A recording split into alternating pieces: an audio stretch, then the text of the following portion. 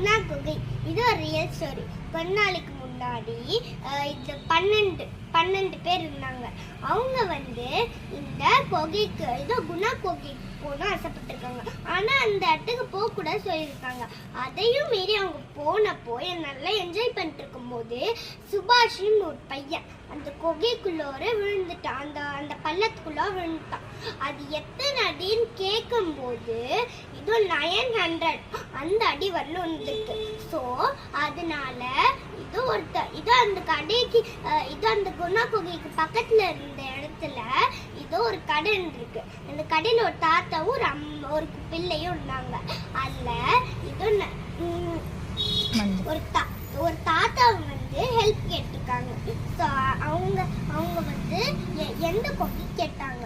So அவங்க என்ன சொன்னாங்கன்னா குணா குகை அப்படின்னு சொன்னாங்க.